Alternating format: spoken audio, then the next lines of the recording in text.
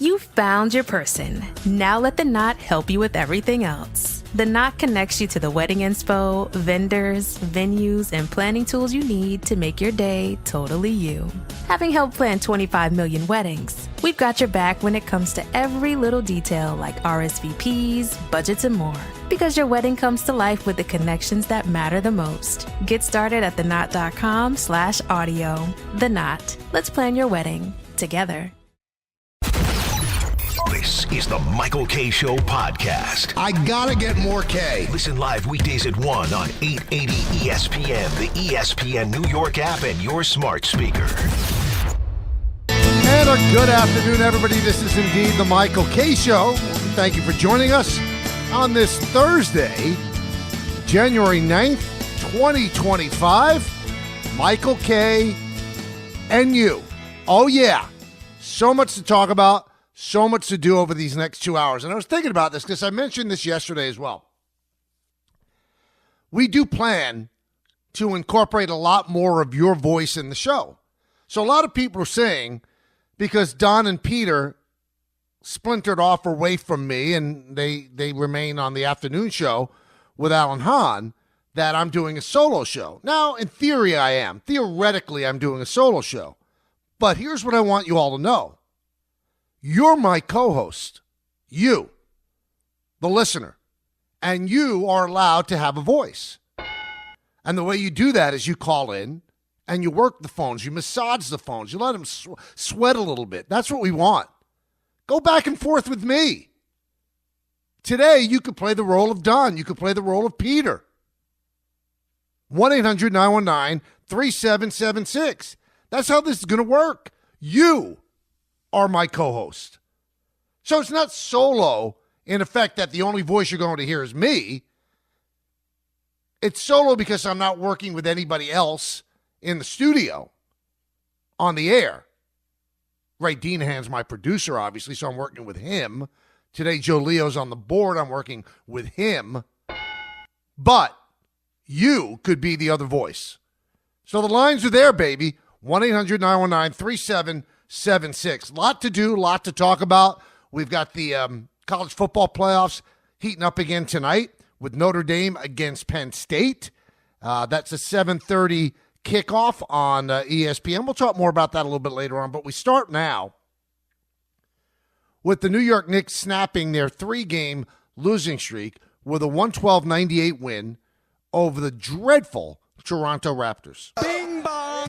So the Raptors are now 1-16 on the road. And this, I don't believe in must-wins unless it's a mathematical must-win. This is a really important game. You could not lose this game to the Raptors. The Raptors are dreadful.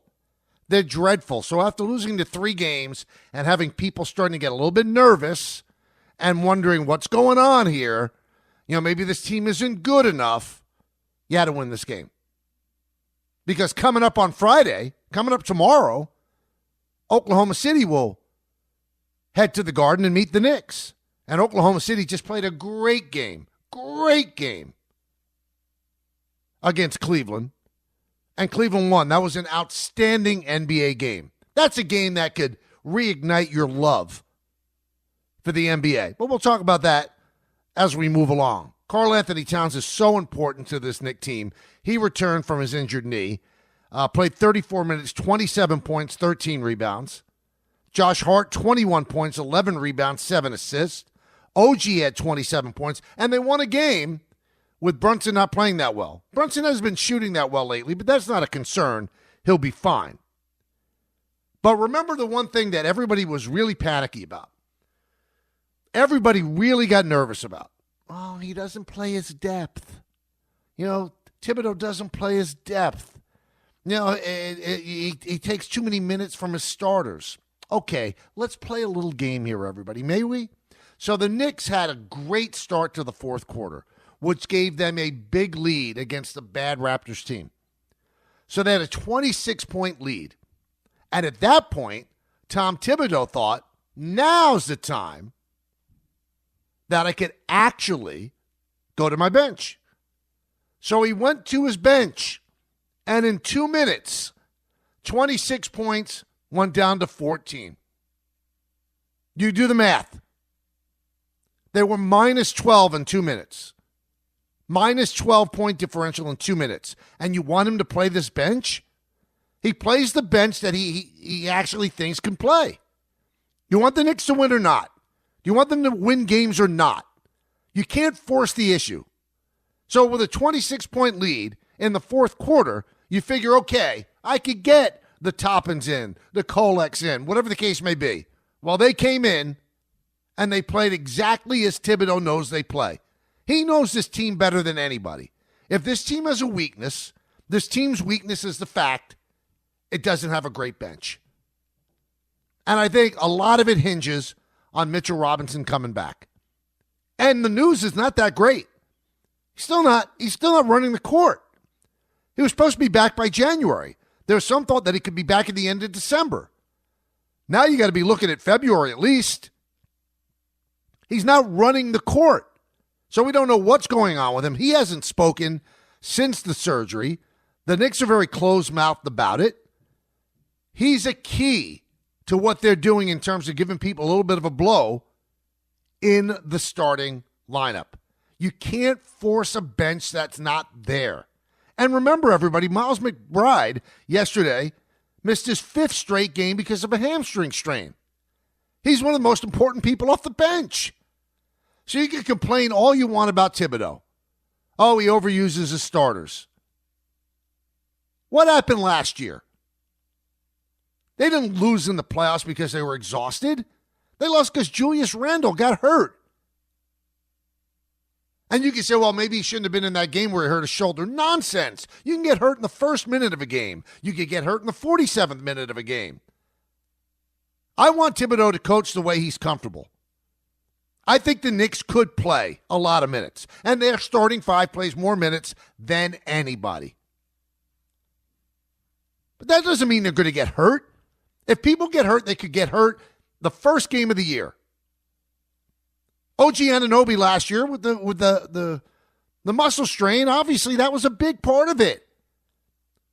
The whole team went down, but it wasn't because of exhaustion. And now we could sit here today and debate, you get hurt when you're tired. You get hurt when you're not tired either.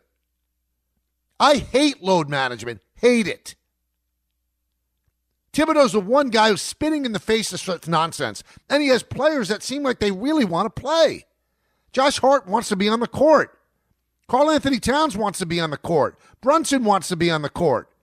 Bridges wants to be on the court. They all want to be on the court. Anunoby hasn't missed a game this year. And he's the guy who's thought of as injury prone. It has nothing to do, injuries have nothing to do with playing a lot. It just doesn't. I don't believe it. I don't believe it. 112-98 over the Raptors. They're 25-13. I don't exactly know where you want them to be. I'm not sure where you want them to be. They had a killer December. They beat teams they were supposed to beat. They're going to have a very difficult January, although they're home a lot because they're playing a lot of good teams. Would it be nice to see them beat the Thunder tomorrow? Yes, it would. Yes, it would. But if they don't, I'm not going to go crazy. Even the Knicks yesterday after the game, they were saying, that's a debate for all of you people. They hear that. They hear what people are saying. They're going to work things out. Remember, this is a brand new lineup that still is finding its way. Who wants the ball where and when and what spot of the court? That's what December was about. So you can keep up the old tired refrain. Oh, Tibbs overplays his guys. He's always done it. Now you're going to blame Tibbs for Derrick Rose wrecking his knee. Do you know that Bulls team, the way Tibbs coached, had a chance to win an NBA championship before Rose got hurt? But Rose played a lot. Is that why his knee gave in? And then when he coached the Timberwolves, they made unbelievable strides from a terrible, terrible team. The guy yesterday picked up his 200th victory as a Knicks coach. He's a great coach. And you know why he doesn't play a lot of guys on the bench? Because it's not a great bench. It's the one part of the Knicks that is not, I believe, of championship caliber. Now, quick aside. I mentioned that Cavs-Thunder game. I tell you what. I think the Cavs might be better than the Celtics. I think they might be. I think they are better than the Knicks. The Cavs are the real deal. 129, 122. They 11 straight wins. Their overall record is 32-4. They're 11-0 against the West. They beat the best team in the West. And they're 19-1 at home. That team is a beast. And they won a game against the Thunder, and Donovan Mitchell didn't even play great. Jared Allen played great. They've got a deep team. A really strong starting five. They've got a great coach as well. That's the team I'm afraid about in the East. I think the right thing at the right time, the right matchup at the right time, I think the Knicks could knock off the Celtics. Cavaliers scare me a little bit. A little bit. They are that good. They have that much talent. 1-800-919-3776. If you didn't see that game, I feel for you. And if you saw that game, it was on ESPN, and Mike Breen with the call with Doris and Richard, and you don't like the NBA, then you just don't like basketball. Because that was some old-time basketball. So it wasn't just all about three-point shooting. Now, obviously a big part of it. But they moved the ball. They played defense. They rebounded. It was great. High intensity. Great talent level. It was amazing. I mean, it's very rare that I sit in front of a TV and watch an entire NBA game where the Knicks aren't playing. Because I'm watching a Knicks game, and by the way, I can't because I have Optimum. I'm watching a Knicks game because I have to watch the Knicks game for the show. I'm watching the Cavs and the Thunder because I love basketball. I didn't leave that game that often. The only time I did was to watch the end of the UConn-Villanova game, and I'll talk about that a little bit later on. Great game as well. UConn with a really stinging loss, and Villanova with a great, great win. And Villanova plays St. John's, by the way, at the Garden on Saturday. That should be an unbelievable game as well. That's the biggest win for Villanova under Kyle Neptune, the former Fordham coach, who took over for Jay Wright and has not had anywhere near the success. So a big win for Villanova over UConn. That's the only time that I turned off the Cavaliers and the Thunder. And as I mentioned, I would be watching the Knicks, but I couldn't because my cable system is Optimum and they're at a contract impasse. Just like I will not be able to watch the Rangers and the Devils tonight. By the way, Igor's back in goal. Rempe's back. So anything could happen. Anything could happen.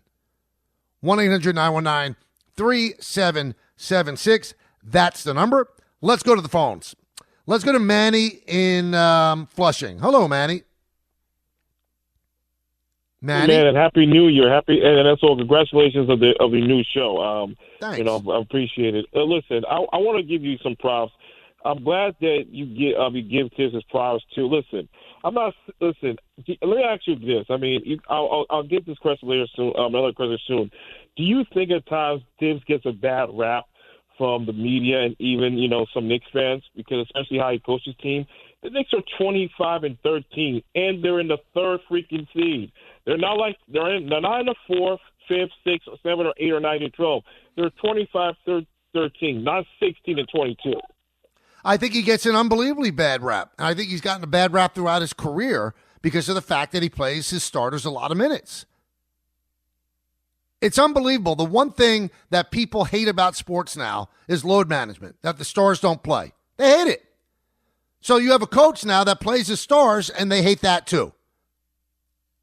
I think people that are Knicks fans have maybe forgotten how absolutely pathetic this organization was for 2 decades before he got here. And now you're complaining? You're complaining that he plays people too much? This is the best Knicks team we've had since the Riley years. Leon Rose deserves an unbelievable amount of credit. What Rose has done since taking over the Knicks is just absolutely incredible. He turned around a moribund franchise that nobody wanted to play for, nobody thought was cool, and has turned the Garden into a hot spot for basketball. And I'm sure there are players out there that want to be here. Bridges wanted to be here, and now obviously the Villanova connection had something to do with it. But don't forget how bad this team was and how long they were bad. And now you're going to jump the guy because he actually plays people a lot. I don't get it. Let's go to Israel in Rockland. Israel. Hey, Michael, how are you? Good to talk to you. It's been a long time. Oh, thank you. So, yeah, a couple of things. Number one, I totally agree with you about the fact that I love that Tibbs doesn't load manage them. And I feel like that's a big turnoff for a lot of people when it comes to the NBA, and especially nowadays, with everyone has a voice. If there was an issue, and the players have only had good things to say about him, I feel like you would know at some point from one of the players, that they were getting tired or they have an issue, and they've only had good things to say. They've never complained about it, so I love that. And also, as another point, I also have a big problem. I watch all the Knicks games, a big Knicks fan. I have a problem with Jericho Sims. I'm sure he's a great person, nothing about his character. But when he plays, I feel like it's a 4-on-5. He brings zero to their offense. He's a solid defender, solid rebounder, but I watch the games. He can't catch the ball all the time. He doesn't do anything offensively, and it just shows how important Cat is, especially with Mitchell Robinson injured. And I would love if Tibbs. The one thing I would say, if he will play, like, I think his name is Porky. I'm slaughtering his last name, but the other big man that they have, right. I just feel like whenever Sims is on the court, it's a 4-on-5. Well, you're absolutely right. He's not an offensive player, but he does give you some rim protection. He could pull down rebounds as well. He's a limited player. He's not an offensive player, but neither was Mitchell Robinson, although Mitchell Robinson was getting better at it before he got hurt last year. The bench is limited. He's not being obstinate. He's being realistic. They don't have a great bench. They don't have great talent on the bench. If you don't have great talent on the bench, why would you play it? And you have an unbelievable starting five. Why wouldn't you play that more? Why wouldn't you play that more? Now, who's the king? The king of load management. Kawhi Leonard, right? Hurt all the time. Now, unfortunately, he's out of the lineup now because his family's been affected by the fires in California. I get that. I'm not talking about that. But the guy has always hurt, and he's constantly load managed. Constantly. So, I mean, what do you want Tibbs to do? Force Tyler Kolek in before he's ready to play? Force Toppin in before he's ready to play? They don't have a great bench. They're trying to develop it. They're waiting for Mitchell Robinson to get back. And I'm telling you, even if they had a great bench, I don't know if he'd go much past 8 guys anyway. Let's go to Steve in New Fairfield. Steve. Hey, Mike. How you doing, bud? Good. How are you? Good. How the new hours working for you? A little better? A little more sleep? Or? Not as much sleep, but definitely better. Yeah, that's true. Good. Now, believe me, don't put me in the category of a Tibbs hater, whatever. I'm loving these past years. Mm-hmm. Tibbs stabilized the whole franchise. Living large with these guys. But that doesn't mean you're exempt from any criticism. I disagree with you with injuries. I think fatigue, that's a personal opinion. Fatigue does lead to injury, wear and tear. OG last year when he popped the hammy, who's to say? Maybe that was from where Julius was a freak thing, landed on his shoulder. But like you say, with the bench, Mike, last year they had a strong bench, and Tibbs was still playing these guys crazy minutes. I think it's just his philosophy. And it is his philosophy, but I love what you said, though. The one key that you just said, Steve, who's to say? Yeah. Who's to say? So if OG got hurt last year, right? Those that are saying that fatigue causes injuries, he played all the time. And those that say, what, you could have that injury in the first game. Who's to say? I don't think there's any definitive research that tells you that. Sorry, one thing, Mike, not to interrupt you, but there's one other thing to it, too. Exposure leads to injury. So you're up by 26 against the Wizards with 2:50 left, and Brunson's still in. Regardless of the wear and tear, how about just exposure to more playing time? I agree with you. I agree with you. Right. But I think he, you sound like a guy that watches him a lot. I think he's so afraid of his bench. Like, look, in 2 minutes, they lost 12 points yesterday. They go from 26 to 14. I think he's so afraid of it, but he does have to bite the bullet a little bit, Steve. And if you have a lead, a significant lead in the fourth quarter, maybe he doesn't want to lose games. That's what it comes to. He does not want to lose games, and he doesn't trust his bench. So I think he's loath to go to that bench. He's just loath to go to because he doesn't trust it. He looks at it this way. The starting five is the starting five. Why? Because they're the best players we have. And I want to play the best players the most minutes. Let's go to our good friend Spike in St. Pete, his first appearance on the new show. Well, first of all, happy, healthy New Year. All my blessings towards you. I'm doing something today I rarely do. I don't think it's fair to a lot of new callers. I'm calling you, and I'm calling the next show because you guys always gave me the platform. So I'm a little scared, Michael. You're 62 or 63, and you know my age. I did the exact same thing you did last night. I wanted to see the Fordham coach, and I got a good friend that's a diehard UConn team that's good for Villanova. The Big East may make a little bit of a resurgence. And if you go back to the 80s when you were doing the Seton Hall games, I believe, right? Mm-hmm.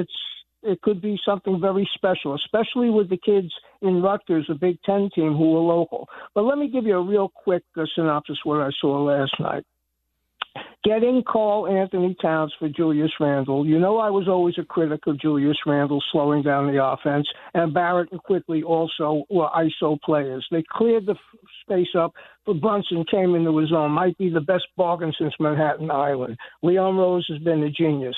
But what I saw in the first game, in the Cleveland game, against OKC, I'm not so sure if it's Cleveland. I think OKC because they're missing a vital piece. Injuries are part of the game. When Chet Holmgren comes back, Kenny Atkinson might have done the biggest misdeed in the NBA, the way he was treated. Now he surfaced, and the proof of the pudding of Cleveland, that I'm contradicting myself, how good they are. They won 50-some-odd games with Bickerstaff, who's gone up to Detroit, and I predicted at the beginning of the year Detroit was 24.5 games. You know me with the under-overs. I said they'll win 30 games. They're already up there 19 games because Bickerstaff's coaching is huge.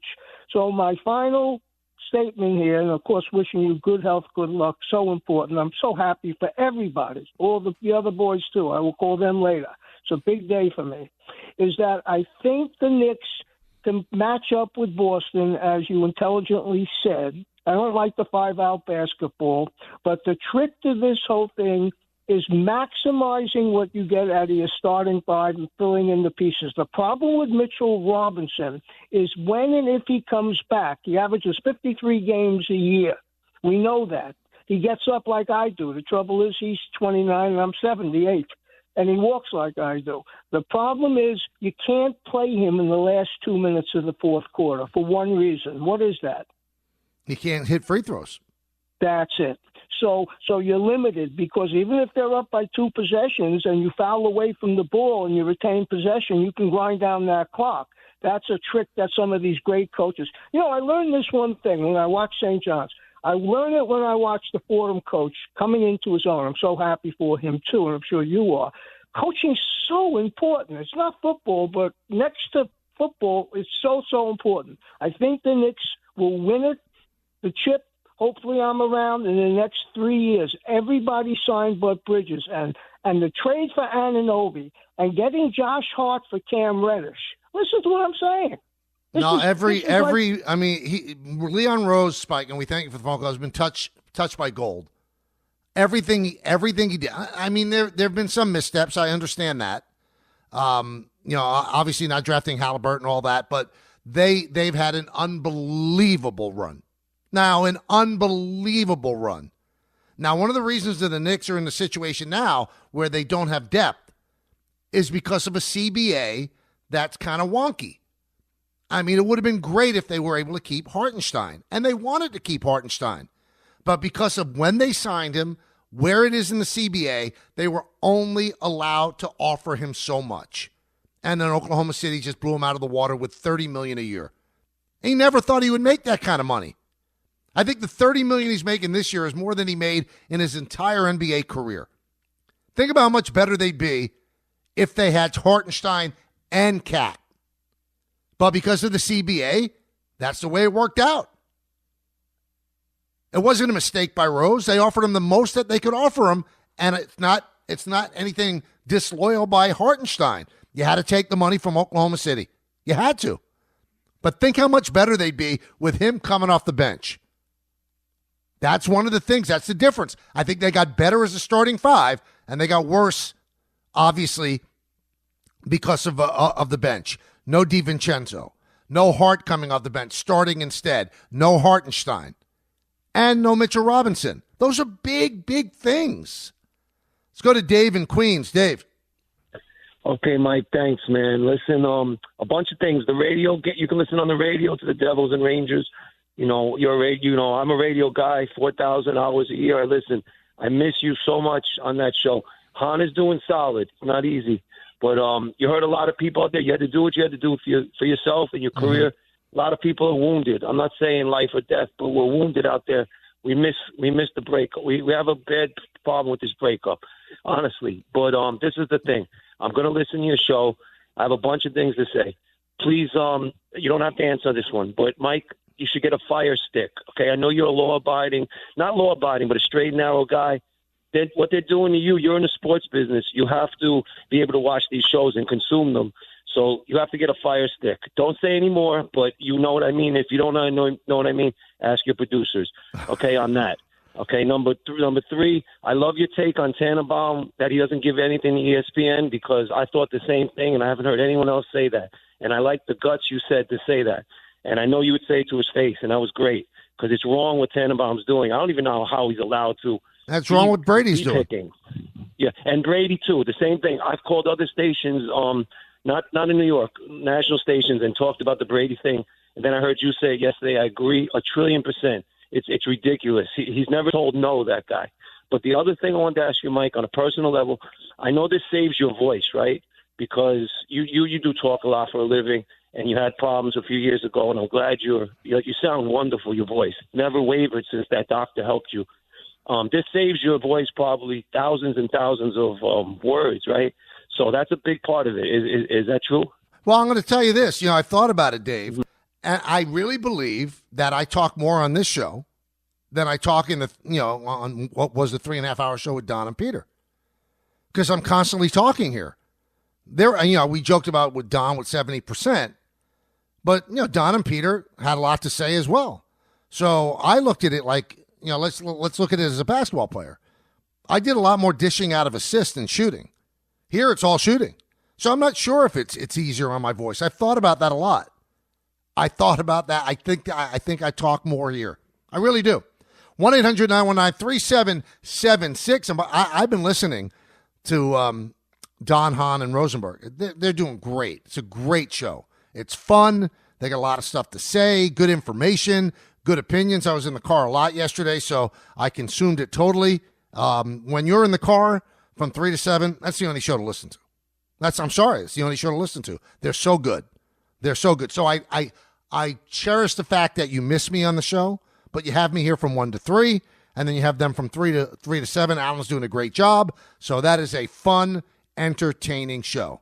And this one will be as well as we continue to move forward until 3 o'clock, lead you right into them. We have Rich Cimini at 150 to talk about everybody and their mom is being interviewed for the Jet jobs. We'll find out exactly where it all stands with Rich Cimini. Well, coming up, we'll continue to take your phone calls. It's K and U right here on 880 ESPN. What makes a great pair of glasses? At Warby Parker, it's all the invisible extras without the extra cost. Their designer quality frames start at $95, including prescription lenses, plus scratch-resistant, smudge-resistant, and anti-reflective coatings, and UV protection, and free adjustments for life. To find your next pair of glasses, sunglasses, or contact lenses, or to find the Warby Parker store nearest you, head over to warbyparker.com. That's warbyparker.com. Harry Douglas here. Say goodbye to bulky, clunky shavers that clutter your bathroom. Not only do you get an incredible shave, Panasonic's Palm Razor has a sleek, elegant design that adds a touch of sophistication to your bathroom. It also conveniently charges with a USB cord. Visit shop.panasonic.com/sports to shop for the Palm Razor. Use promo code Harry for 10% off exclusively for ESPN Radio listeners. That's shop.panasonic.com/sports, promo code Harry. Grainger knows space at your facility is limited. As a maintenance specialist, you only have so many spots for backup products in your inventory roster, which means space on your bench comes at a premium.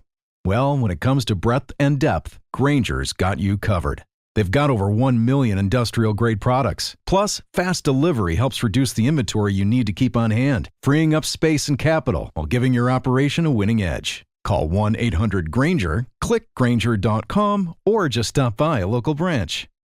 Thanks for listening to the Michael K. Show podcast. He's been here a long time, and he's going to be here even longer. Catch the show on demand whenever you want. Just subscribe to us wherever you get your podcasts. Well, there's a Monday Night Football NFL game, NFL playoff game that's scheduled for SoFi Stadium in L.A. It's the Vikings and the Rams. And as we speak, at this point, that game is still scheduled to be played at SoFi Stadium. Now, the NFL has made a contingency plan as the fires continue to rage in Southern California.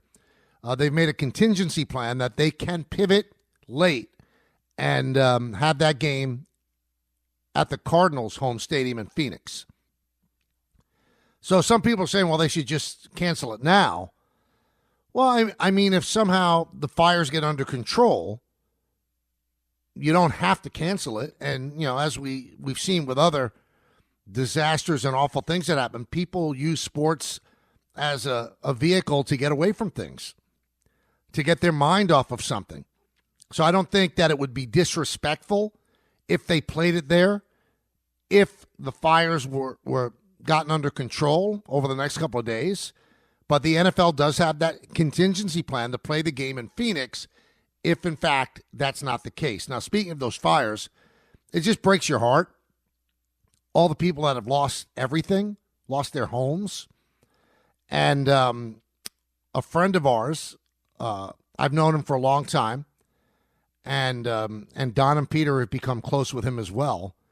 And Billy Crystal lost his home, everything, of 46 years in the fires in the Pacific Palisades.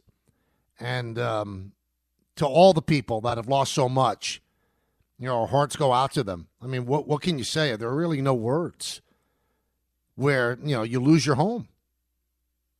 I mean, there's so many people. I'm mentioning Billy Crystal because we know him. But there are people that are, you know, famous, people that aren't famous. It doesn't matter your fame. You've lost your home. I also gave this a lot of thought, too. If, God forbid, you were told, you know, you have to evacuate your house because there are fires that are closing in on where you live, what would you grab? Now, obviously, the most important thing, you know, you've got to have your family. So let's take that out of the equation. Your family, your kids, your pets, everybody. Okay. But is there something that you would grab that is of a nature of a memory or something physical that you think is important that you'd find it hard to replace? And I thought about this a lot, and you know, I've got some memorabilia I wouldn't even grab for that. You know, I've been lucky enough to win some awards. I wouldn't grab for that. The thing I think I would grab are pictures. Now you can say, well, pictures are digitized. Well, not when I was a kid. So I've got pictures, and I think I would grab that, and I'd grab the wedding album. Those are the things I would grab. But in terms of, like, you know, the rings from the Yankees or whatever, I mean, it would be terrible to lose that. But those things could be replaced. I mean, obviously, when John Sterling's home went up in flames and the rings were gone, the Yankees were kind enough to replace the rings. But you can't replace photos that are not digitized. They're nowhere else to be found. They're once in a lifetime. And once you lose them, they're gone forever. You know, all of our kids' pictures are on iPhones and in the iCloud, so you don't have to worry about losing that. But the physical stuff of my mom and dad and me and my sister growing up, and Jody doesn't have many pictures from her youth. I mean, that's the stuff we would grab. what would you grab? What would be something that would be important to you that you would say, I have to have this before I leave this home?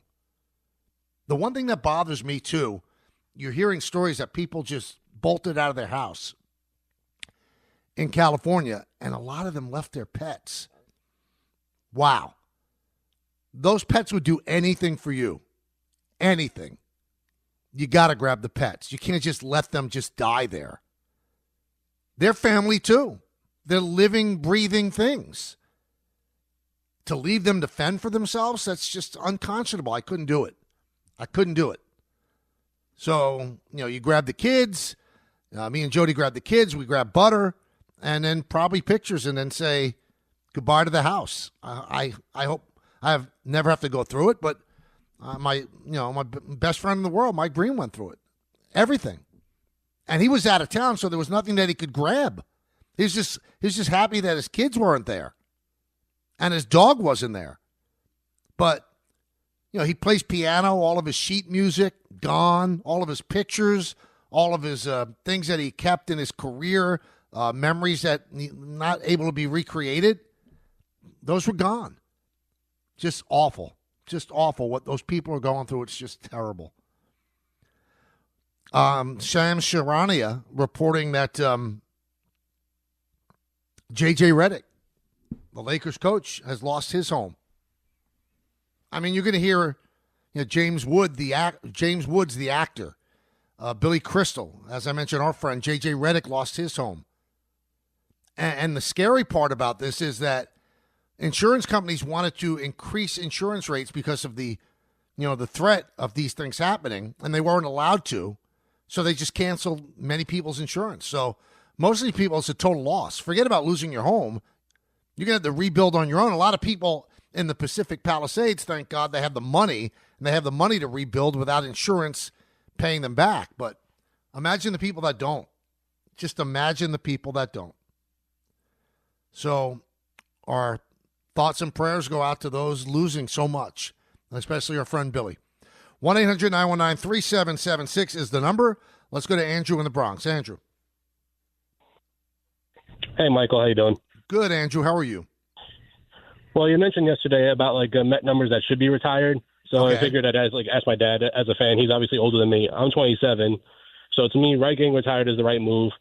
I don't know how the fans would feel about Beltran getting retired. I doubt it because I think they didn't win with that team and they remember him from striking out. And not that the Mets fans cares about the Astros and the cheating, but he's the only one to pay for it. The other two numbers, I think personally, if I'm talking with my dad, is obviously Gary Carter and then Jacob deGrom, just because he was box office. He was must watch. I mean, he won back-to-back Cy Youngs, and he was one of our guys. And then Gary Carter for what he brought to the Mets in the 80s. I know it was a short time, but you can't deny the impact that he had on the team and the turnaround they had after he got there. You bring up interesting names. I think Carter's a no-brainer, obviously. But Beltran, he might make the Hall of Fame this year, and he should. And now he works for the organization. And when you look at Beltran's performance for the Mets, it's one of the best free agent signings, if not the best free agent signing they ever had. Now, the one that's highly debatable to me is DeGrom. Did he have enough time with the Mets? Now, sometimes it's not time, it's impact, as our caller said, his box office. Reggie was only with the Yankees for 5 years, and they retired his number. I personally don't think it should be retired because I don't think 5 years is enough to get your number retired, but he did win 2 championships with them and talk about box office. So, I mean, that's a small pick at it. But if you look at all the numbers the Yankees have retired, Reggie's 5 years, I think, falls a little short. And as for DeGrom, the Cy Young Awards and all that, boy, it's close. It's close. But he didn't come back, and they wanted him back. So I wonder if he's a guy that would get his number retired. Let me I'm going to look up how long he played for the Mets. It's weird because you look at impact, or do you look at exactly the length of how long they were with you? So Jacob deGrom. here we go. With the Mets, 1, 2, 3, 4, 5, 6, 7, 8, 9. Well, that's enough. Yeah, I'm sorry. That's enough. He was with the Mets from 2014 to 2022. Yeah, I think his number will be retired. Absolutely. Absolutely. For some reason, I didn't think it was that long, but 9 years. It's almost double what Reggie was with the Yanks, right? 9 years, 2.76 ERA. Yeah, he's going to get his number retired. 1-800-919-3776. Rich Cimini, who covers the Jets for us, is going to join us in just a moment, so stick around for that right here on 880 ESPN. There's one thing that will forever change the way you sleep, and it's the softest 100% organic cotton bedding from Boll & Branch. You'll fall asleep faster, wrapped in the most luxurious comfort. You'll never sleep hot again with airy blankets, cloud-like duvets, and breathable sheets. You'll experience pure comfort on night one and feel your bedding get softer with every wash. Discover the difference with 15% off your first order at bowlandbranch.com with code SPORTS15. Exclusions apply. See site for details.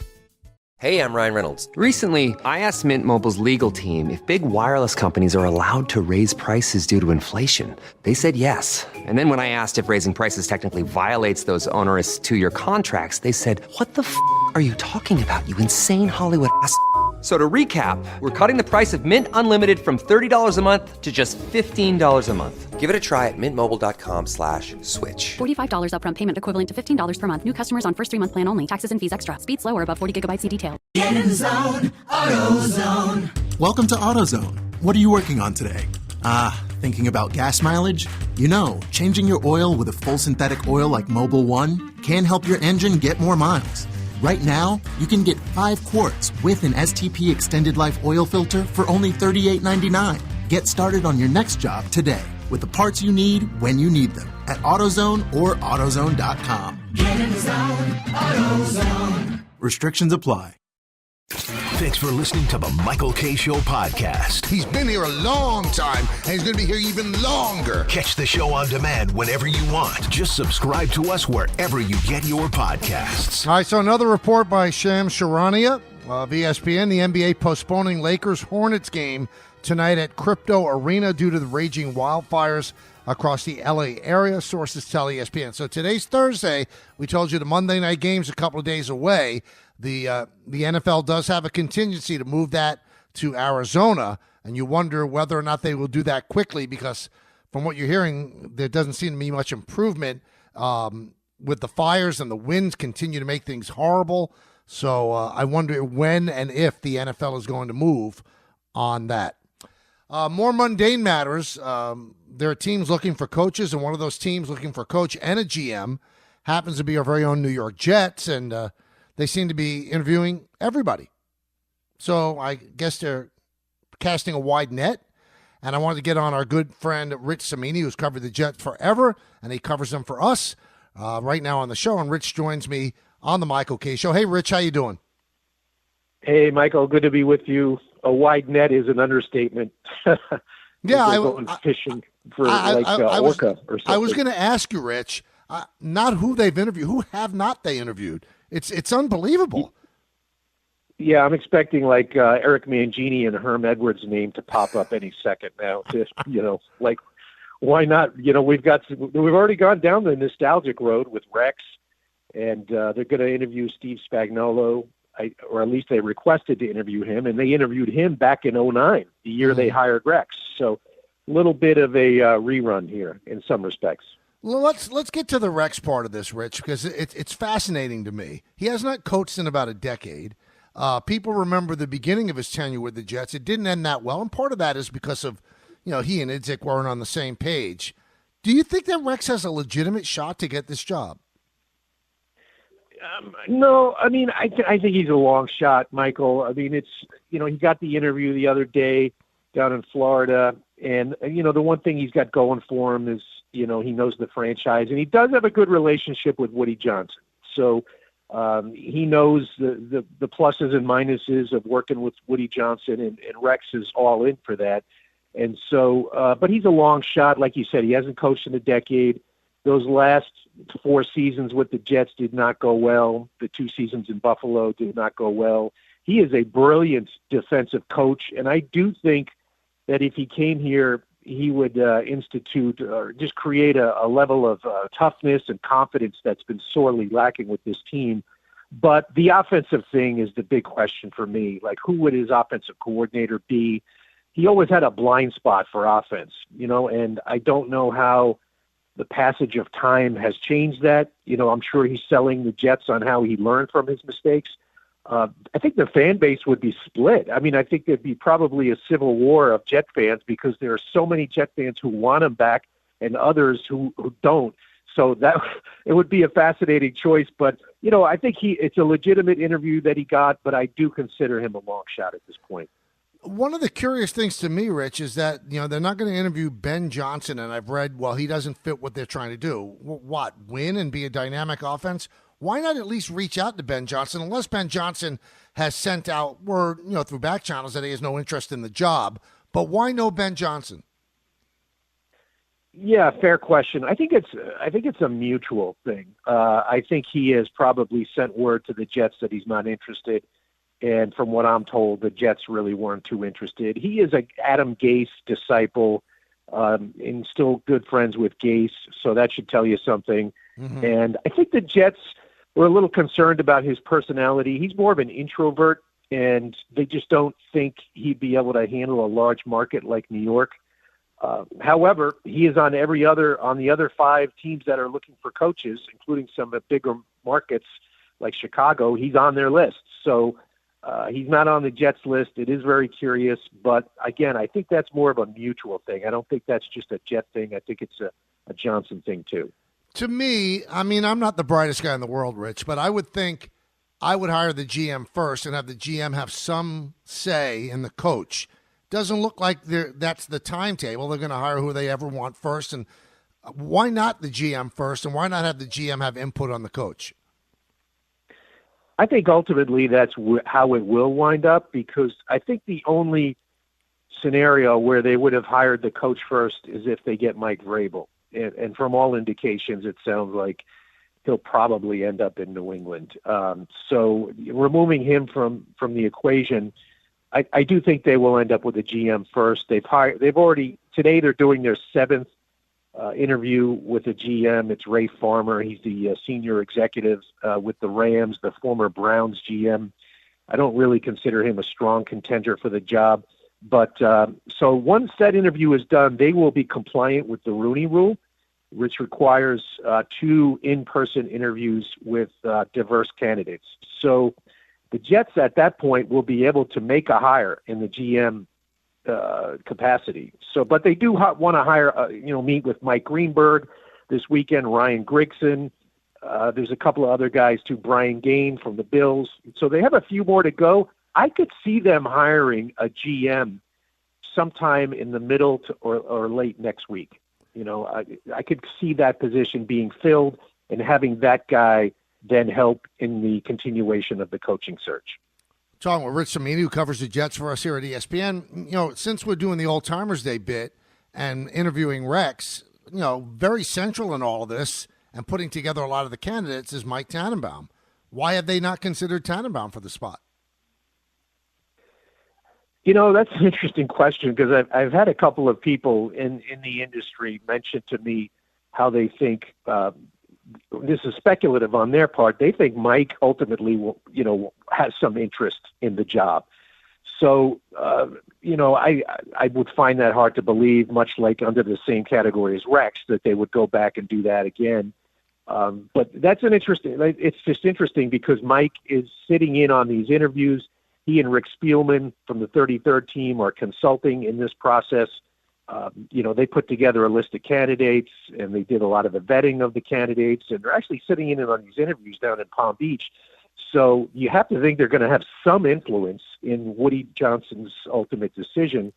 So I don't think Mike is going to end up in a position with the Jets. Also, although someone floated me the idea that maybe they could hire Tannenbaum as someone above the GM, who could sort of steward the GM, maybe an inexperienced GM, like a guy like Mike Greenberg, from Tampa, who's a Long Island guy, grew up a Jet fan, and has done a really good job in Tampa with their salary cap and their contracts.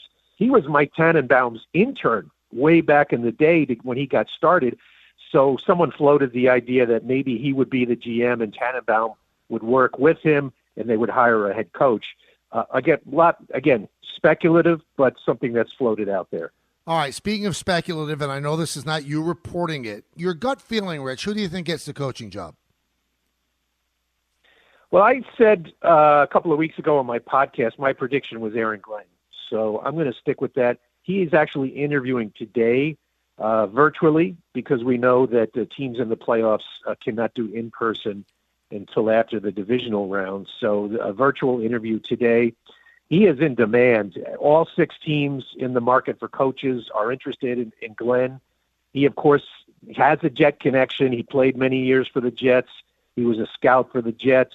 He's a Bill Parcells guy. He's doing a fabulous job with the Detroit Lions defense right now. I think the fact that he was in with a team that has completely flipped their culture over the last few. The Lions have gone from laughing stock to Super Bowl contender, and Aaron Glenn has been a part of that. I think really appeals to the Jets decision makers. The one question on him, he is a defensive guy. I think all things being equal, I think they'd like to get an offensive guy. So, the question to Aaron Glenn would be, what's your plan for the offense? Who would be your offensive coordinator? That is a very, very important question for the Jets brass. Great stuff, Rich. I know it's busy times for you right now. I appreciate giving us a couple of minutes. All right, Michael, anytime. Have a good one. That's Rich Cimini, and obviously you could read him on ESPN.com. He covers the Jets for us and has done a great job for decades and decades. And the stuff that he's seen and the stuff that he's reported on, it's unbelievable. The Tannenbaum thing, to me, it's very curious.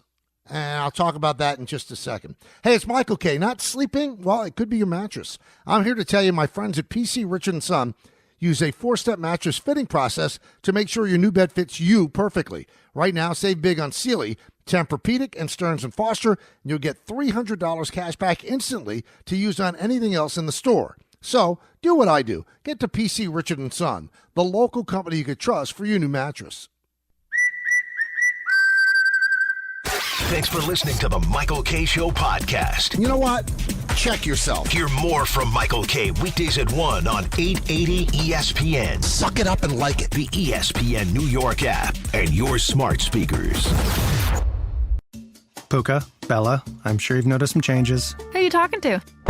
I'm just practicing for when I have to tell the dogs about the twins. Because they'll Be fine in the spacious third row seat. But the twins... Can sleep peacefully thanks to the rear manual sunshade. And what about the... Extra cargo space for strollers and dog beds? I guess you're right. Can we go to the hospital now?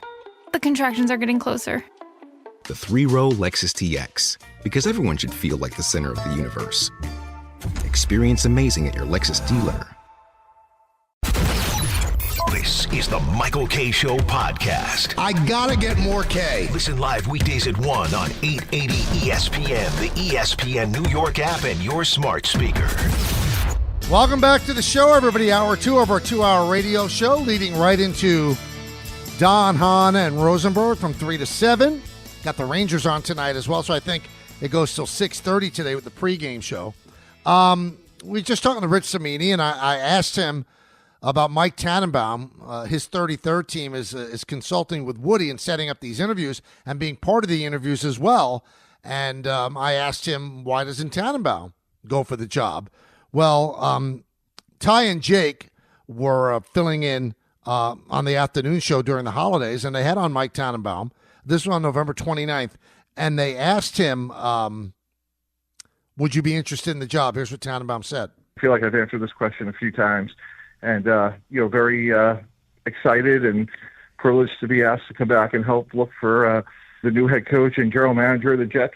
And we'll be assisting in that process over the coming weeks and months. And they'll be leading the process and happy to be a part of it. But, as it is for me, I'm very happy, doing what I'm doing right now. Well, that doesn't exactly shut it down. He might be happy what he's doing, but like if after all these interviews are done and Woody turns to him and said, why not you, Mike? You think Mike Tannenbaum would turn it down? He's been with the Jets, been with the Dolphins, he's a football lifer. But, when I led into the break, I did say there's one thing that I can't figure out, and I mentioned it yesterday. Mike Tannenbaum works for us at ESPN. I mean, I would say that's his main job. And now I'm saying this, and I feel awkward saying it because I like Mike. I consider Mike a friend. But this doesn't make sense to me in terms of what we do for a living. So he's sitting on every single one of these long interviews that Woody and his family are having with all of these candidates. And then he's on our air. Is he saying everything that was said in that? I mean, how do you compartmentalize that? You're either working for ESPN or you're working for Woody as a consultant. It's hard to do both. If anything, you almost have to recuse yourself from being on ESPN until this is done. How does that work? How does it work that you know everything that's going on, all these questions that are being asked, all the things that these people are saying about what they would do as a Jet job, and you're an analyst on ESPN? How does that work? How are we allowing that?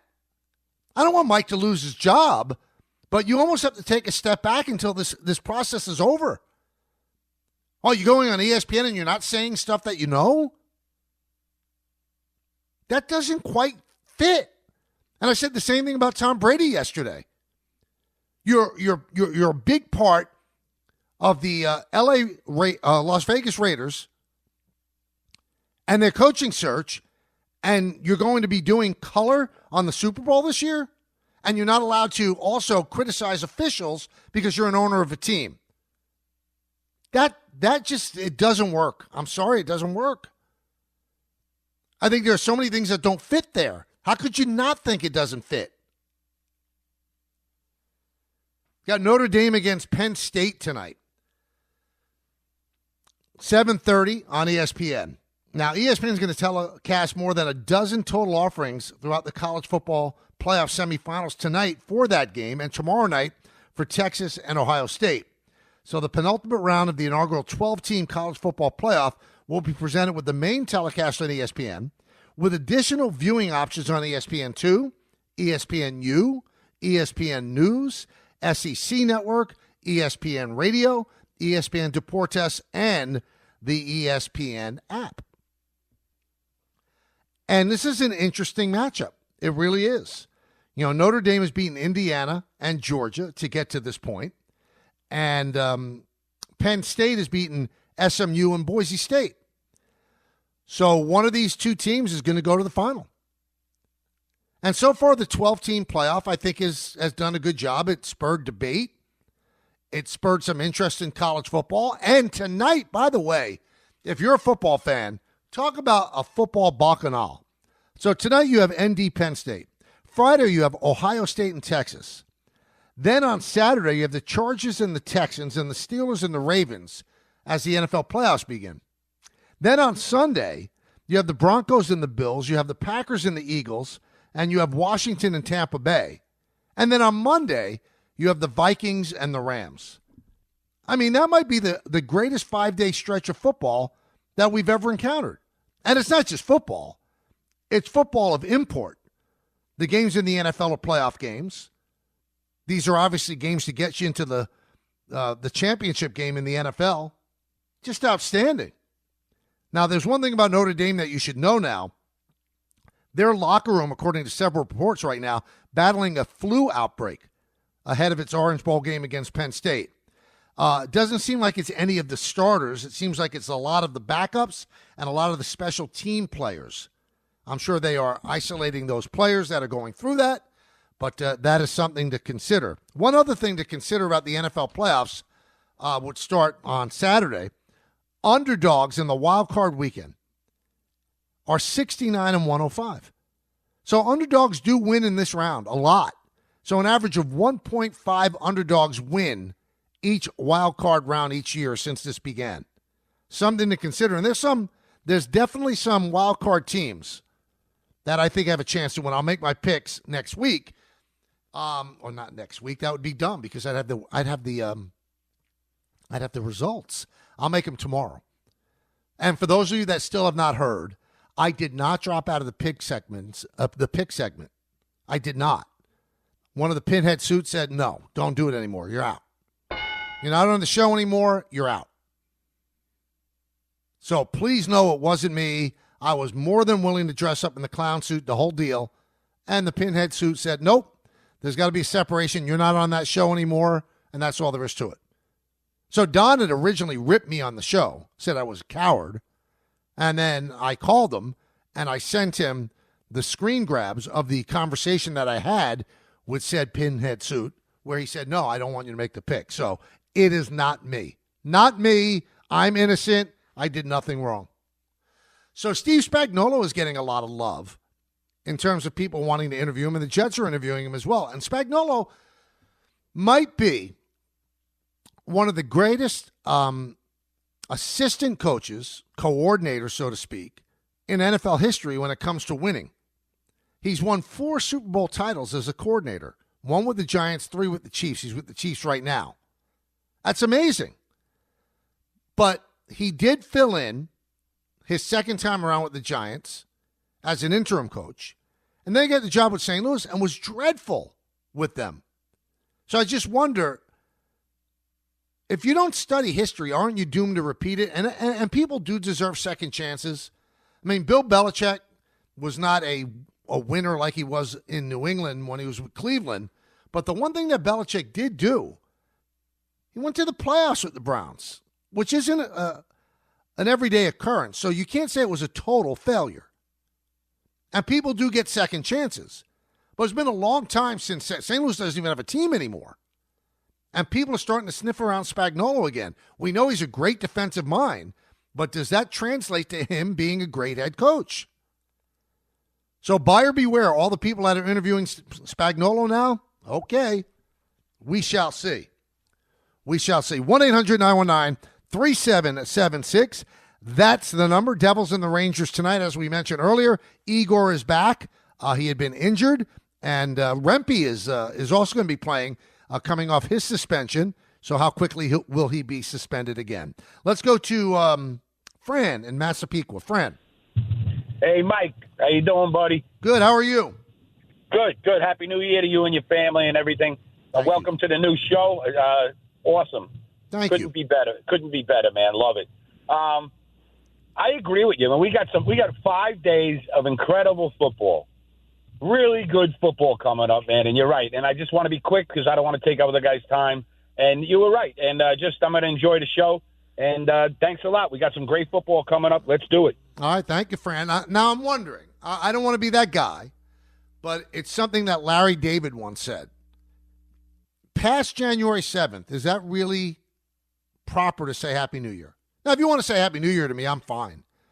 But I know a lot of people cringe when people say Happy New Year. You know, we're 9 days past New Year's. 9 days. When does it end? When does it stop? Because I think the congratulating Peter on the impending birth of his child has gone on for months. The baby's due any day now. Well, any week now. It's going to be definitely in January. And then how long after that do you continue to congratulate? It's just something I've always thought of. I did have something that came to my mind today. So I get up early in the morning to walk Callie first and to walk Charlie second to the bus.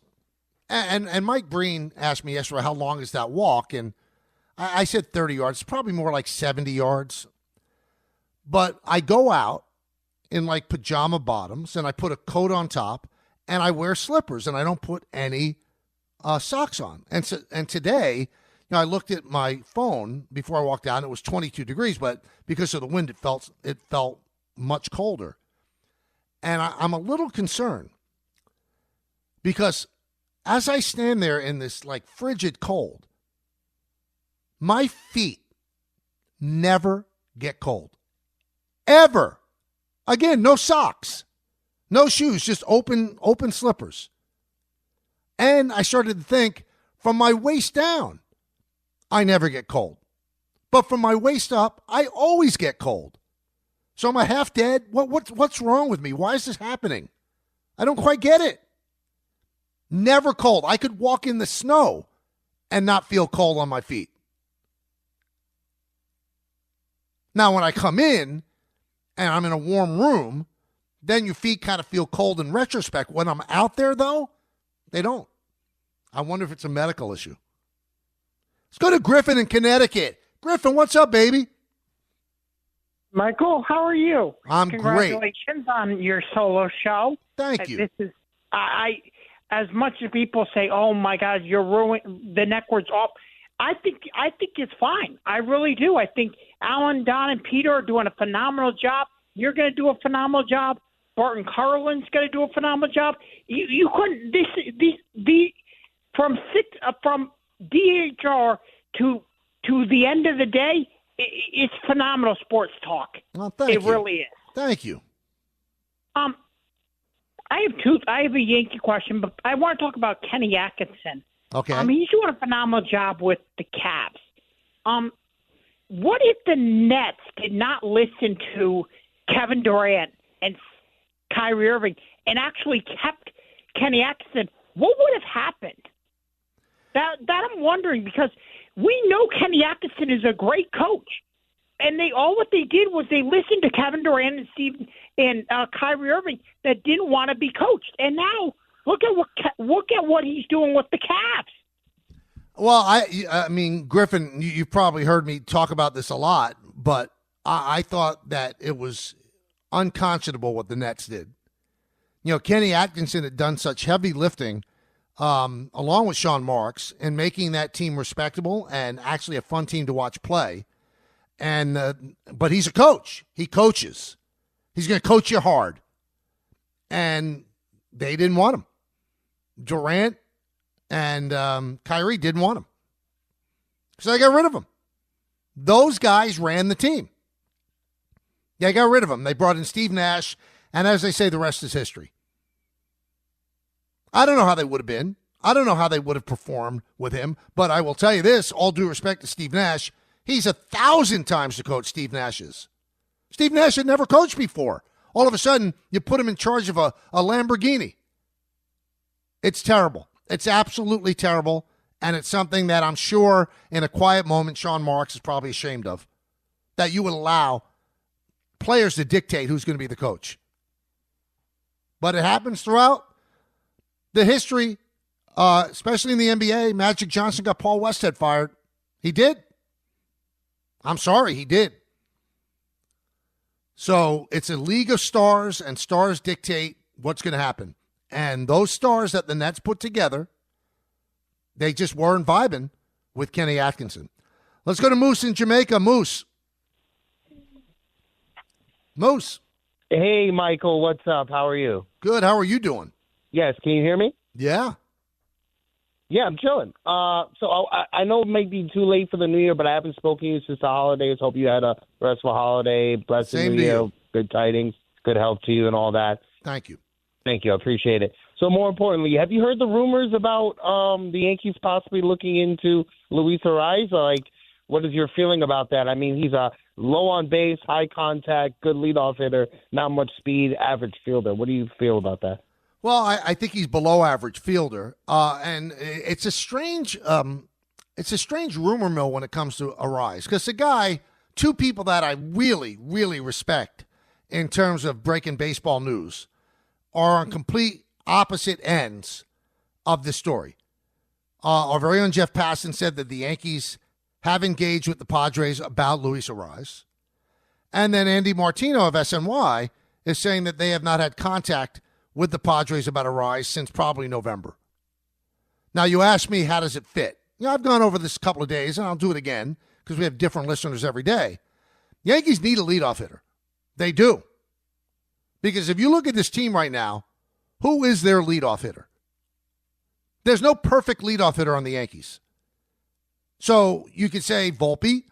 Volpe, I believe, his on-base percentage last year was .297. He had a great postseason. I think a lot of that flies under the radar. Volpe had a great postseason. Maybe he found something. But when he was leading off for the Yankees in the beginning of the year, it didn't work. I don't know if he put too much pressure on himself, and he doesn't get on base enough. So he's not perfect. Jazz Chisholm is probably their best option to be the leadoff hitter. But I don't want him leading off because I think he's going to hit 30 to 35 home runs, and I want the middle of the lineup. And he doesn't have a high on-base percentage anyway. So of all the people on the Yankees, if you really want an outside-the-box thought, the guy who is an on-base machine and is profiled that way when he's healthy in the minors, is Jason Dominguez. So they might put Dominguez at the top of the order. Maybe, just maybe. But in terms of Arise, yes, he can lead off. Doesn't walk a lot, but has a good batting average. He's won 3 batting titles. So even if you don't have a high on-base percentage at 335 and you're on base 350, we'll take it. Not a blazer, doesn't steal bases, and he's a below-average defensive player. So do I see the positivism getting him? Yes. Now, one of the negatives, though, is this. You're trying to improve your defense. And for the most part, you have. Does a rise at second base improve your defense? And it doesn't, because I don't think he's as good as Glaber. And Glaber's not a good defender. He had a terrible defensive year. And one other thing, you're trying to keep yourself under that last threshold salary-wise. Well, Glaber got $15 million for 1 year from the Tigers. Arise just settled his arbitration with the Padres today. He makes $14 million. So you're not saving anything. And I believe the only way that the Yankees could get Arise or get anybody of significance to play either third or second is they have to trade Marcus Stroman. Marcus Stroman is owed $18 million. I don't think any team is going to take on all 18. If the Yankees could get a team that would take on, 11 of the 18, I think they do that deal. And then they have probably, $7 million to play with or $11 million to play with. And they could probably get a decent player. One thing I will say, and I've said this over and over and over again, I do not believe that the Yankees are going into the season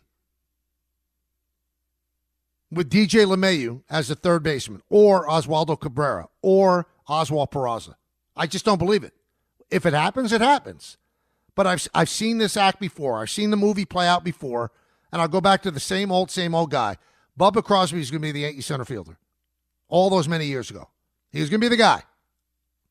He wasn't. They ended up signing Johnny Damon. I think they're just laying in the weeds right now, playing it cool, see what comes to them, see what the market does. I'd be surprised if they start because DJ's too injury prone and he hasn't played well in a couple of years. Let's go to Joe in Yonkers. Joe. Hello, Joe. Congratulations on the show and everything. Thank you, Joe. I just want to talk about Luis Arraez a little bit. I understand everything you're saying about the defense, but one thing, if you trade that for Glaber, I know you're not saving anything, but at least you're getting the 300. He's a left-handed bat, and he could, utilize the guy also a little bit, and just, get some little pieces until you get some homegrowns available. Well, listen, Joe, I don't hate it. I don't hate it. I'm just trying to illuminate both sides of it. You get a batting champion, you get a guy who can lead off, who will be on base for Judge and Bellinger and Goldschmidt and Wells and Jazz. I get it. I get that positive. And I guess there are no perfect players out there, but he's not a good defender. Not a good defender. I love what the Yankees have done this offseason. Obviously, their main plan was to keep Soto. It didn't happen. Soto signed with the Mets. But their pivot has been phenomenal. They might have actually improved their team. But there's still work to be done. There's a position that doesn't have a player in it yet. Either Chisholm's your second baseman and third base is open, or Chisholm's your third baseman and second base is open. Those roles are not filled yet. They're just not. Can Peraza be that guy? Can Oswaldo Cabrera be an everyday player? Can DJ LeMahieu find the magic again? It's a lot of ifs. It's a lot of ifs. Angelo in Long Island. Yes, Michael. First time, long time, Michael. Welcome aboard.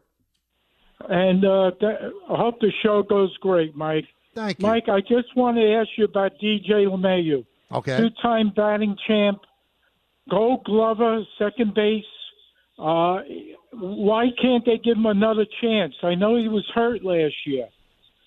I think they will. They owe him a lot of money. They owe him $15 million a year for the next 2 years. And I think that if they don't make a move, they'll give him a chance. But when you say, why don't they give him a chance? Well, if they give him a chance and it doesn't work out, well, then you have a huge hole in your lineup.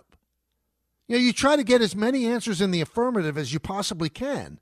You can't just roll the dice and say, well, let's see how it works with DJ. Hey, and that might be the way they go. Because I think the Yankees are good enough, and I think the American League is weak enough that the Yankees could let it play out to the trade deadline, and if they have to fill a hole at that time, they could fill a hole. Because their lineup is good enough and deep enough that you can absorb that. So maybe it is DJ LeMahieu. The Yankees are loath to eat contracts. And I don't think they want to eat the $30 million of DJ LeMahieu. So they want to get the best they can. Now, the best way to use DJ LeMahieu, in my opinion, is to play him at first, to spell Goldschmidt. Play him at second to spell who's ever there. Play him at third to spell who's ever there. And he could still give him about 350, 400 at-bats. And he would be worth his weight in gold if he finds his hitting stroke again.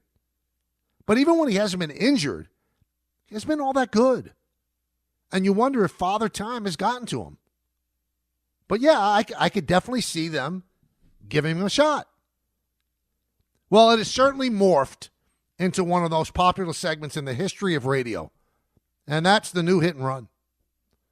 We got one coming up in just a moment, so stay tuned right here on 880 ESPN.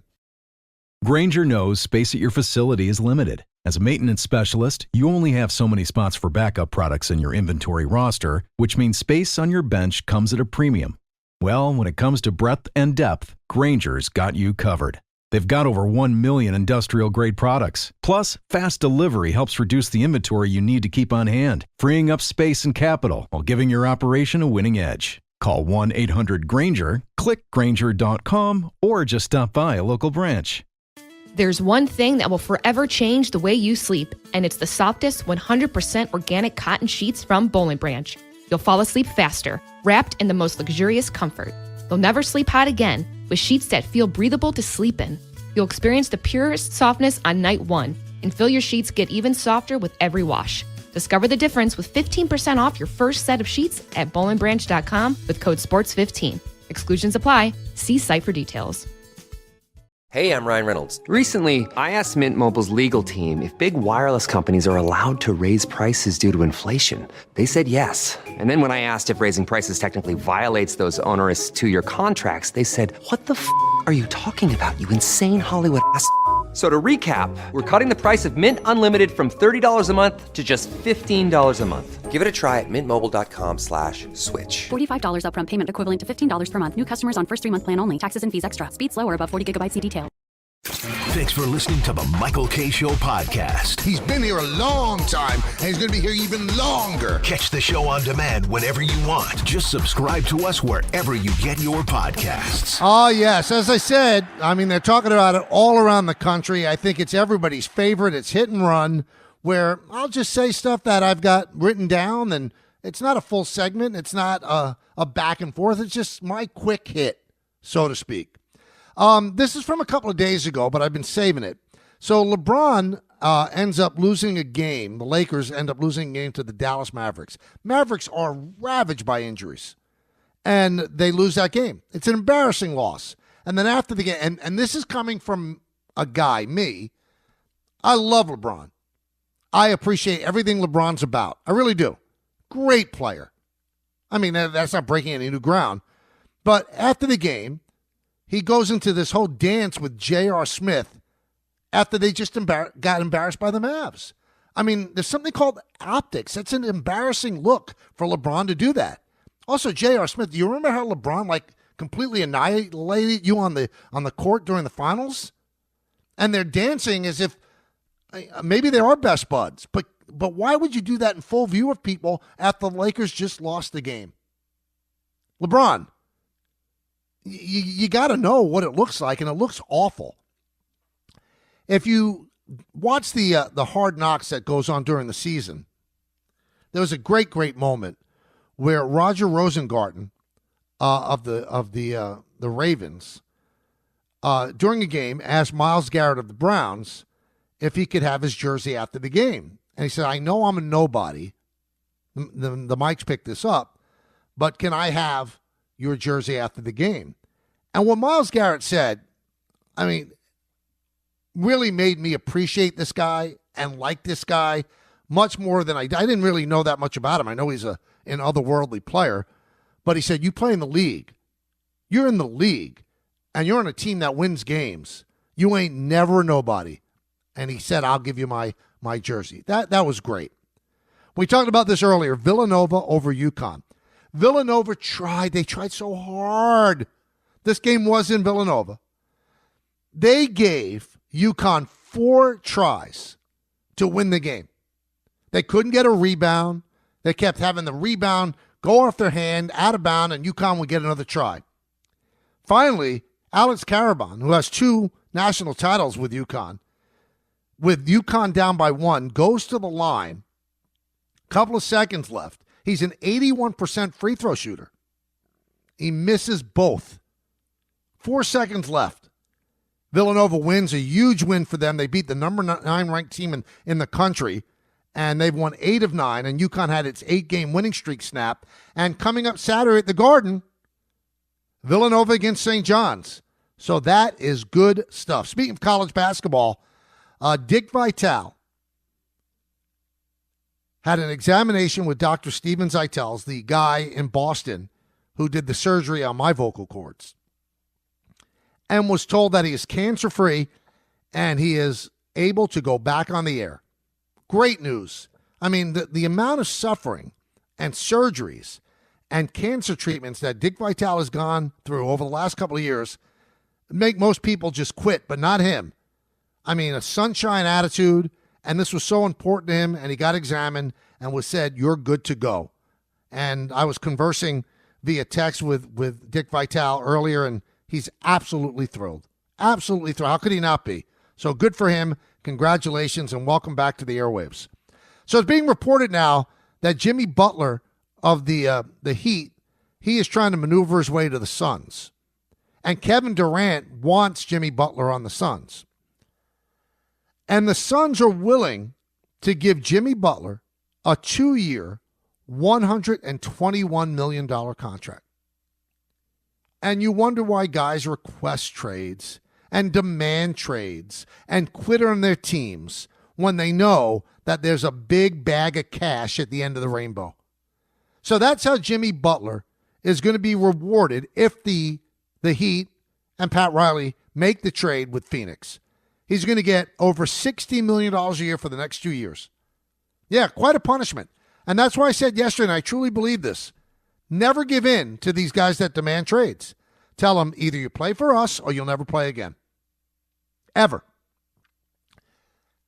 Got announced today that on July 18th in the Bronx at Yankee Stadium, Billy Joel and Rod Stewart are going to be in concert at the stadium. Very odd pairing. Rod Stewart just turned 80. Billy's in his 70s, but Billy obviously is great, and so is Rod Stewart. And I bet you it's going to sell out in the moment. They say it's only one day. And I bet you after it sells out, they'll put another date as well. But that was announced today, Billy Joel and Rod Stewart. Pretty amazing. Pretty amazing stuff. 1-800-919-3776. And we'll go back to the phone calls. Let's go to Glenn in Connecticut. There we go. Glenn, how you doing? Hey, Mike, how you doing? Good. How are you? Real quick, I'm doing well. I appreciate it. Real quick, wanted to go over a tactic that the Yankees potentially did in the offseason when they traded Caleb Durbin to the Brewers. I follow the Yankees farm system pretty closely, and I hadn't really heard his name at all until they automatically just kind of plugged him into the second base role for the upcoming season. Yep. Do you think they actually had real intent to play him, or do you think that was more of a smokescreen to kind of boost up the package to get Devin Williams? You know, it's a great question, Glenn, and I've asked myself that a lot because sometimes you have conversations with people in the organization, you know, just for background and off-the-record stuff. And I was told by people that I respect that they love Durbin. I mean, they looked at Durbin as kind of a poor man's Dustin Pedroia. And I think that Durbin had a shot to be the second baseman. He had great bat-to-ball skills. And I was surprised when they traded him. Now, I would have traded him, too, to get Devin Williams. But he was looked at from everything that people told me without attribution, without being quoted. And they knew that this was just on background. The organization loved the guy. Loved him.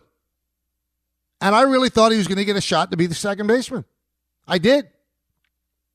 But maybe that was the only way that they could get Devin Williams. And now I understand what you're saying, Glenn. Was it a smokescreen to build up his value? I have a little bit more respect for the people that run baseball teams, that they're going to be hoodwinked because a team talks up a player. I mean, you have scouts. You scout other teams' minor leagues. Guy had a great Arizona Fall League. So maybe the Brewers just liked what they saw. I don't think the Brewers fell victim to the fact that this guy's so good because the Yankees are saying he's so good. It's happened before, though, with other organizations. They always talk up their prospects. Those prospects never make it. But because of the fact I was told off the record where no one thought that I was going to say anything publicly, that Durbin was the guy. Durbin was the guy they looked at as their future second baseman. They liked him that much. It's strange, but he did. He showed well in the Arizona Fall League. Let's go to Nick in New Jersey. Nick. Hello, Nick. Nick. Good afternoon, Mike. How you doing? Good afternoon, Mike. Good afternoon. Congratulations on the new show. Thanks for taking the call. Thanks for making it. And I want to wish you a happy new year. Okay. And the reason I want to wish you a happy new year is because I believe that you can wish someone a happy new year during the month of January, the first time you see them. You know, and in about a month, you pretty much covered everybody, not everybody, but most everybody, you know. And then in February, you stop. I remember Letterman saying that you could say it all year the first time you run into somebody. I think that's carrying it a little too far. But I can't give it a cutoff date. So you think, Nick, that if you run into somebody on December 30th of 2025 and you had not seen them all year, you could say Happy New Year before New Year? No, Letterman thinks that. I think that it should be the month of January. Okay, I think that in the month of January, the first time you see a person, you can wish them a Happy New Year. As I said, in a month, you've pretty much covered most people, you know. Right. And then it's over. February, it's over. You know, but no, Letterman can do it on December 29th. I think that's carrying it a little too far. It probably is, and Letterman can do whatever he wants because he's such a genius. But I think, especially, well, let me put it this way: if you, in fact, don't have a radio show, and you see somebody on January 15th, and you had not seen them, and you can say Happy New Year, right? But if you have a radio show, and people are calling in every single day. Now, I don't care. You can wish me Happy New Year. I think it's great. I mean, it tells me you care about me and you want me to have a pleasant 2025. But for people that are listening every single day, as they should be, is it a little bit too much for them to hear it every day from every single caller? Again, you're not bothering me. I think it's delightful. I embrace it. I love it. I think it's everything that's right in the world. Everything that's right in the world. By the way, the Raiders have fired their GM now, Tom Telesco. So they're another team that's looking for a GM. Now think about this, everybody. Is Brady really just opening up the whole lane for Bill Belichick to tell the University of North Carolina, I'm good. I'm going to run the Raiders. If you're Bill Belichick and you've given your word to the University of North Carolina, but the way the contract is structured, he could definitely get out of it by July and it would only cost $1 million. But if he gets out of it now, it would cost a lot more. But the Raiders have a lot of money. I'm sure that they could compensate the University of North Carolina. And you know what? Belichick's son could end up being the head coach there. Did a good job as a defensive coordinator with Washington. Came over with his dad. Maybe he slides right in. But if you're Belichick, think about this, everybody. You're 72 years old. You need 15 more wins to pass Shula. You have an opportunity to take over the Raiders. And there's some talent there. They don't have a quarterback, but there's some talent.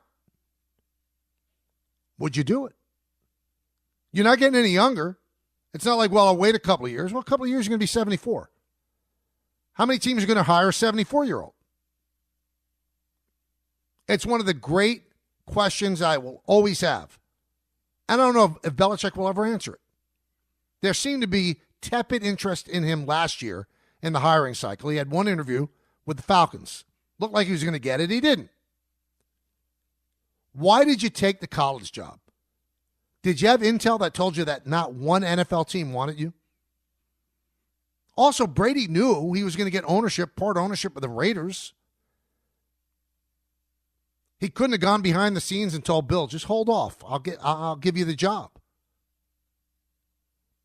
Somebody misplayed their hand here.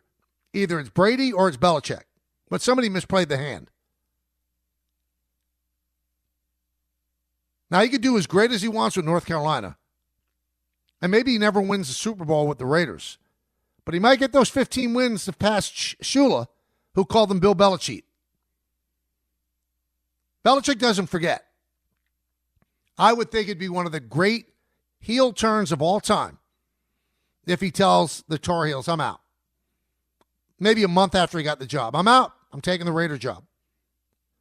All right, let's finish up with you, my co-hosts, the callers, 1-800-919-3776. We've set a beautiful buffet for you.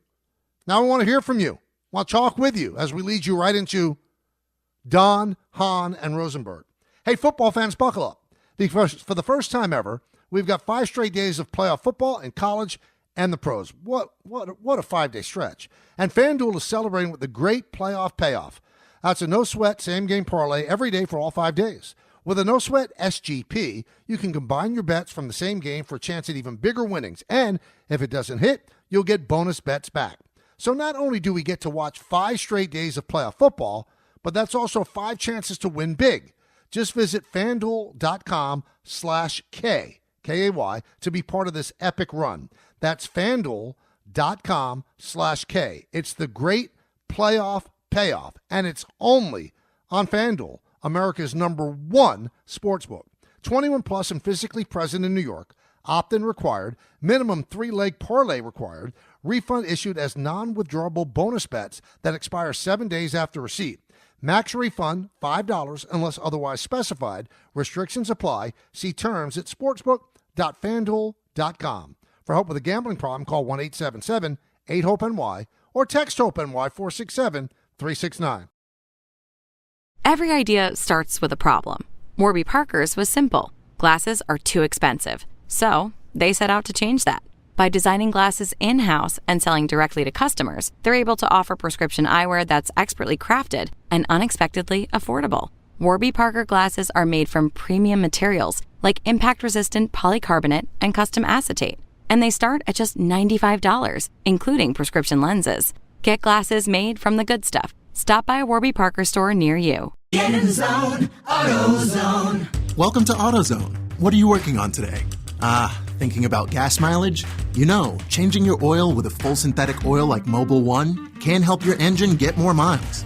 Right now, you can get 5 quarts with an STP Extended Life Oil Filter for only $38.99. Get started on your next job today with the parts you need when you need them at AutoZone or AutoZone.com. Get in the zone, AutoZone. Restrictions apply. Harry Douglas here. Say goodbye to bulky, clunky shavers that clutter your bathroom.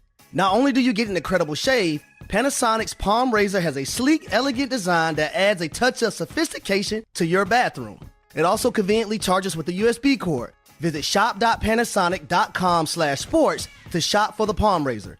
Use promo code HARRY for 10% off exclusively for ESPN radio listeners. That's shop.panasonic.com/sports, promo code HARRY.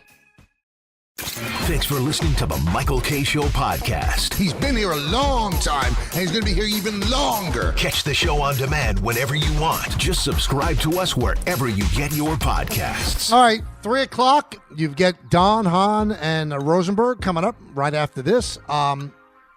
This is not a political statement I'm going to make, but it's a statement about people not carrying grudges, I guess. You know, one of the problems I have in my life is that I never forget. And if somebody has ever slighted me or said something terrible about me, I find a hard time getting over it. I have a hard time being friendly with that person. I don't forget slights. And it's a me issue, but I just don't sweep things under the rug. Well, as we're talking here on the show, I'm seeing clips during the break of what's going on at former President Jimmy Carter's funeral in Washington, D.C. And I see these politicians who have said the worst things about the other person. The worst things that you could possibly say. You've got former president, soon to be president again, Donald Trump, sitting next to former President Barack Obama. They've both said the most vicious things about each other. And they're sitting at the service and they're laughing and they're joking with each other. Really? It's like an alternate universe. And then, President Trump walks in with First Lady Melania and he shakes hands heartily with Mike Pence. Are you kidding me? Are you kidding me? So all the things that they put out to the public, I hate this person, this person's a bad person, this person's one of the worst evil people of all, and you're sitting there and you're glad-handing? The only person that I really respect after watching all of this is Mike Pence's wife, Karen Pence. She wouldn't look at Donald Trump. She didn't look at him. She wouldn't get up. She wouldn't shake his hand. That's real. That's not public like kabuki theater. That's real. I don't understand the world. It's almost like I don't belong. Again, maybe I'm the wrong one. Since I don't have a feeling in my feet when I'm in the cold. They don't get cold, as I said earlier. How do you glad hand and joke with people when they said terrible things about you on both sides? So this isn't a red or a blue thing or a Democrat and a Republican thing. It's people being phonies. Or maybe they're not phonies. Maybe they're phonies to us. Maybe it's all a secret little joke that everybody has. That they know the real deal. And, we're selling stuff to the public that, we don't even really care. Really?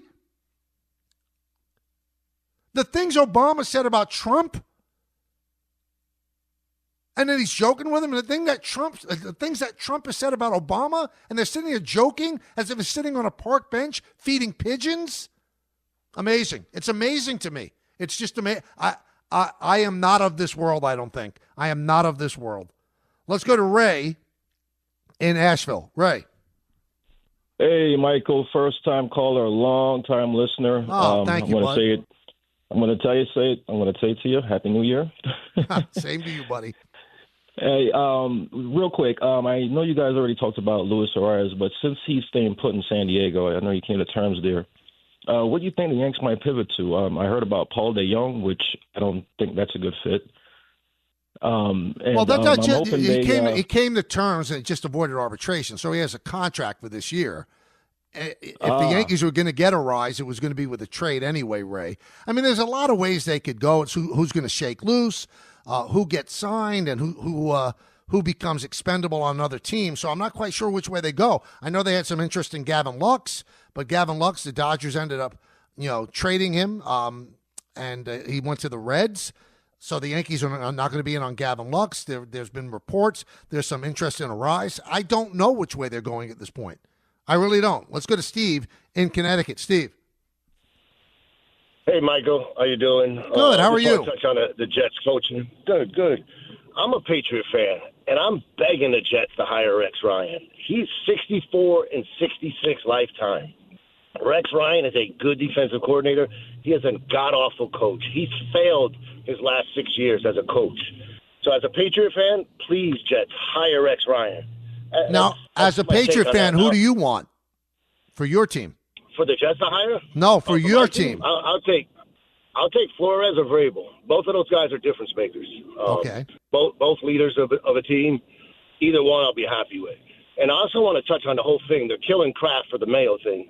Mayo, great guy. Bob Kraft, great guy. Mayo is not a good coach. And Kraft realized that quick. The Patriots got worse throughout the year. and that's a sign that you're being outcoached every game. So, but, Steve, let me ask you this. This is the concern I have about Kraft. You got rid of Bill Belichick because you had such belief in this guy. How could he be so wrong about him? You're right. He was overmatched. So, I mean, isn't that a bad thing about that Robert Kraft could be that wrong about this guy? Michael, that blew my mind. We fire coaches so easy. He's the best coach in any sport ever. Yes. I'm not just saying that because I'm a Patriot fan. He's more accomplished than anybody we've seen in the last 30 years. And you fired him for Gerard Mayo. It made no sense at the time. It makes no sense today. If I was Bob Kraft, I would have hired Belichick back. You know what? I thought about that. I thought about that too. I don't. After the documentary that they put out on the Patriots and like Kraft was the hero and Belichick was the villain. I don't know if there's a repairing there. But again, I talked about phoniness with people. I mean, didn't we think that Tom Brady hated Bill Belichick? Right? And that Belichick hated Brady? That's what we thought. Then they get together for the Tom Brady roast. They have fun there. And now Tom Brady is a big part of the Raiders, and he's trying to bring back Belichick. So maybe what we see as a public is not real.